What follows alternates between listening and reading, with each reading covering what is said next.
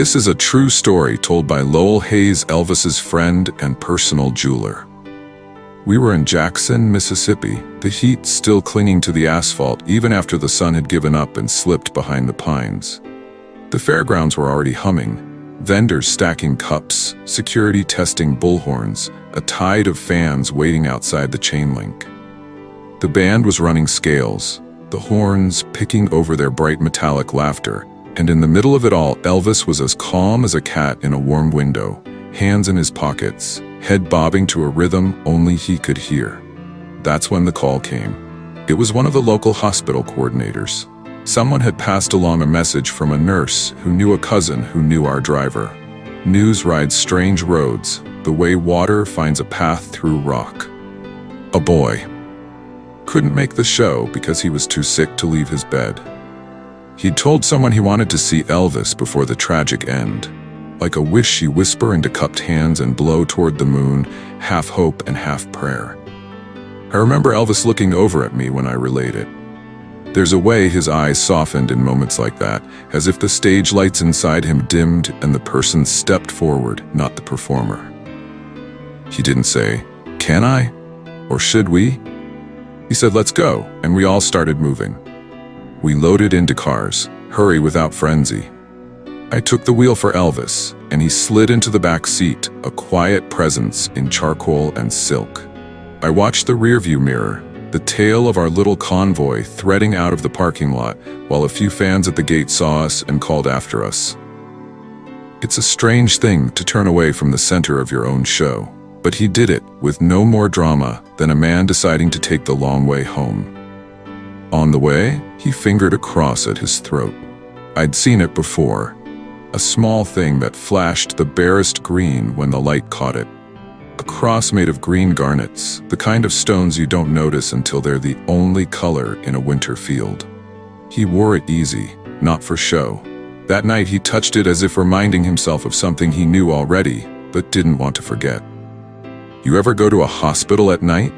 he said, eyes on the window, on the passing storefronts folding into one long ribbon. "Sure," I said, "but not like this." "I don't want to make a fuss," he said. "I just want to see the kid." "Understood." The hospital rose up pale and squared off against the sky, glass doors yawning under a fluorescent canopy. Inside, the air smelled like lemon cleaner and something metallic. The nurses at the night desk lifted their faces with a mix of shock and apology, as if they ought to have prepared the right words for this situation. And Elvis took off his sunglasses. He wore them even at night sometimes, a habit to keep the world at arm's length. He tucked them into the open V of his shirt, and with that gesture the room shifted, easier, as if everyone exhaled at once. "We're here to see a little boy," he said, and gave the name we'd been given. It was a soft name, one of those you could say without moving your lips much at all. "I'll call him Caleb to keep him safe in our telling, though it doesn't matter what you call him. Every boy with a wish carries the same steady name in your heart." The head nurse pressed her palms together at her mouth and then gripped them tight as if not to fling them, like joy wants to be handed to someone. "We'll take you up," she said. "Just no fuss, okay?" And she smiled because she knew it was impossible. We moved through corridors that swallowed every footfall into a kind of carpeted silence. Somewhere far off, a monitor chirped a pattern I didn't understand. Somewhere nearer, the elevator sighed its way open. In the mirrored walls of that lift, we looked like a movie. The famous man in his black jacket, hair laid just so, and the shadow squad behind him in work boots and wrinkled sleeves. But then the doors opened on the pediatric ward, and no one looked like anything but themselves. Caleb's room was halfway down, a cartoon tiger taped to the door, a cluster of balloons beginning to wilt toward the floor. His mother stood when we came in. She was small and powdered with wariness, the kind that doesn't come off in a shower. Beside her, a man with hands like shovels held a styrofoam cup that had long since gone cold. The bed was low, and in it the boy laying with an oxygen mask on, eyes bright in a face that had been working too hard at living. Elvis stopped a step inside and put his hands in his pockets again. It's what he did when he needed to get smaller. "Hey there," he said to the boy, his voice slipping into that Delta butter.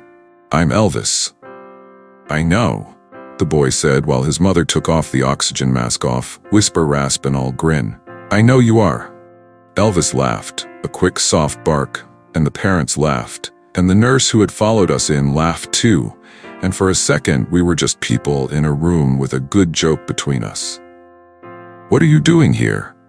the boy said, and Elvis glanced at the mother for permission. She nodded and he moved to the bed and sat on a chair beside the boy's bed. "I heard you were feeling under the weather," he said. "Figured I ought to bring a little show to you." The boy's eyes darted to the open door and back again, as if expecting a brass section. "You got your guitar?" he ventured.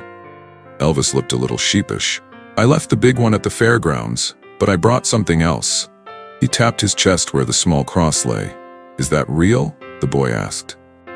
"Feels real to me," Elvis said. He took the cross off, looked down at it, rolled it between his fingers. "A lady at a show up in Memphis gave it to me a while back, said it reminded her of the way leaves look after rain." She wasn't wrong. He glanced at the nurse who had come nearer, and at the parents who were holding on to each other's hands as if that were the only steady ground. "Do you mind if I sit?" he asked them, and he didn't mean the chair. He meant, "Do you mind if I stay a while?" "You can stay as long as you want," the mother said. Then she surprised herself and laughed, covering her mouth. "I mean, of course." He sat on the edge of the bed, gentle as laying down a hymn, careful not to jostle the tubes and lines that wove from the boy's arm like trailing threads in a tapestry we none of us could see the pattern of. He asked the boy about school, about favorite games, about whether he liked milkshakes. He told him he liked peanut butter and banana, and tried to make a face like he'd invented that on purpose. The boy wrinkled his nose and then nodded solemnly, like he'd allow it. "What's your song tonight?" the boy asked. Elvis lifted his shoulders. "Maybe Love Me Tender. Maybe one of the gospel ones. You like gospel?" The boy nodded, eyes suddenly deeper. "Mama sings me when I can't sleep." "Me too," Elvis said. "Some nights you need a song like a blanket." He reached up then and took the chain between thumb and forefinger. The light from the monitor made the stones glow the color of a traffic light just before you hit the brakes. He held the cross a moment, then slipped it into the boy's hand. "You see this?" he said, laying it in his palm. The boy nodded. "These stones are called green garnets. I didn't know there were green ones till someone told me. But there's a lot of things turn out to be more than you think." He looked at the parents and then back at the boy. "I want you to have it." Even the machine seemed to pause. The mother took a step forward and stopped herself. The father set his cup down so carefully you'd have thought it contained the world. Elvis held the cross out and the boy lifted his hand, small, bird-boned, and Elvis helped him curl his fingers around it, close the fist himself, gentle, one palm over the other like a priest. "For luck," Elvis said, "and for all the ways green means go." The boy swallowed hard. "I can't keep it," he whispered, though his hand was saying otherwise. "You can," Elvis said. "You'll do me a favor wearing it. Remind me to sing the right way tonight." The boy smiled at that, set loose a grin that showed every year he'd lived and many he hadn't gotten to yet. "Okay," he said. Elvis sat a little longer, talking to him about the show, promising to send a program and a t-shirt and a picture. He asked if the boy had a favorite joke, and laughed real at the silly one he told. He asked the mother if she was getting sleep, and the father if he had someone to spell him at the job. He did not make promises he couldn't keep. He didn't talk about the future like a contract. He just filled the room with the kind of quiet that feels like companionship, present, warm, here. When he rose, slow because it felt wrong to break the shape of that moment, he touched the boy's hair, a feather-light ruffle. He said, "I'll be singing for you in about an hour." He checked the watch he rarely wore on stage and winked. "You can rest and hear it anyway. Sound travels farther when you close your eyes." His mother placed the oxygen mask on the little boy's face. "But before I go, I will sing for you my mom's favorite gospel song just for you. Is that okay?" Elvis asked, and the boy nodded. Elvis started to sing, whispering the song, "Peace in the Valley," so sweet like I never heard him before. The boy closed his eyes and fell to sleep. Elvis said goodnight and shook the parents' hands, while in tears. They thanked Elvis. On the way out, a nurse stopped us with a notepad and pen, and he signed something for the staff, because even the folks who washed the basins and changed the sheets had spent a minute whispering in the break room about how he might walk down their hall tonight. He wrote their names the way he sang, precisely, each letter given its due. In the elevator, no one talked. The doors opened onto the lobby, and air that seemed colder than when we'd come in. Outside, the night had shifted toward late. The lines of fans at the fairgrounds would be buzzing more now. The vendors selling their last paper cones, the stagehands double-checking the set list. I thought of the little green cross, the way it had looked in the boy's fist, like a small light he could carry in a pocket when the hallway was dark. On the drive back, Elvis leaned his head against the seat. He wasn't thinking about whether he would be on time. He never really worried about clocks, only about the people waiting on the other side of them. He hummed something under his breath, a tune older than any of us, the kind with notes you feel more than hear. When we turned into the fairgrounds, the guards waved us through, and the convoy broke apart like geese finding their separate ponds. Backstage again, the machinery of the show accelerated. The quick change into that blue suit, the powder on the hands to grip the microphone, the whispered check-ins with the band. The horns good? The rhythm boys ready? And the half-minute where he closed his eyes and set himself where he needed to be. I stood at the edge of the curtain and looked out over the crowd. People had come dressed in their best to be carried somewhere for 2 hours. You can laugh at that if you've never needed carrying. Before he walked out, I leaned close and said, "Elvis, do you want to say anything?" He nodded, one of those small nods that means more than the big ones. When the lights came up and the scream rose, he stepped into it like a man stepping into rain he's been working in all his life. He sang like someone who had just been kneeling at a bedside. He didn't say the boy's name to the crowd. He didn't have to. Somewhere around the third or fourth song, he told them, "Before we get to dancing, I want to sing one for a friend who couldn't be with us." And then he sang, "How Great Thou Art," as if the song had always been meant for that room and that child and that hour in Jackson. I can't tell you the exact moment the green cross left his body and settled on the boys. Time isn't a straight road. It's a creek with eddies and backflows and places where the water pauses to look at itself. But I can tell you that when the final note fell into the rafters and drifted there like a last balloon, and the crowd thundered and stomped and called for more, Elvis bowed his head for a beat longer than usual. He was listening, I think, for the answer from a small room where the machines kept their soft, stubborn talk, and a boy held a piece of green in his fist and smiled under his mother's hand. We didn't go back to the hospital that night.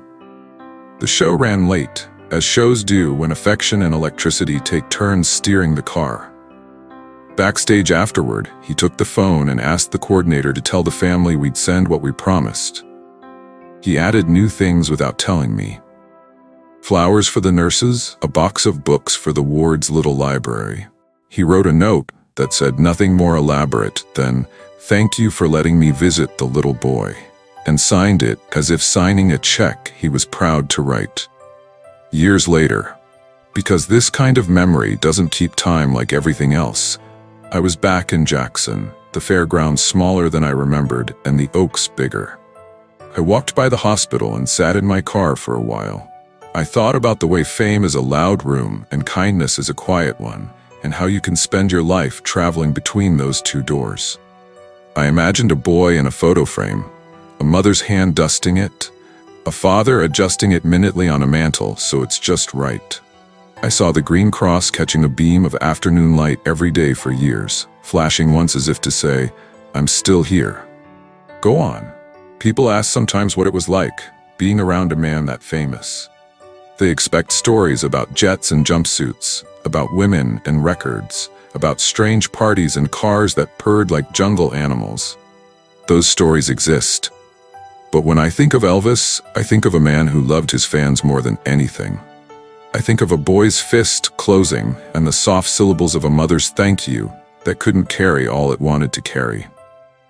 I think of a small green cross made of stones I hadn't known could be green, and the way that color meant go that night, meant yes, meant sing, meant be there. And if you ask me what his greatest performance was, I'll tell you about a song he didn't sing at his concerts at all, but into a room where the only audience was a family and a nurse and a couple of road hands trying to breathe quietly. He sang with his presence, with the gift of something he kept close to his skin and chose to give away. The stage is beautiful. The lights are fine, and a crowd can lift a man to places he never thought he'd stand. But grace, that rises up in the small hours, in the quiet work, in a hospital room in Jackson, Mississippi, where a boy who could not come to the show got the show to come to him. Caleb's mother sent a message 3 weeks later that little Caleb had passed away. A touching and true story told by Lowell Hayes, Elvis's friend and personal jeweler.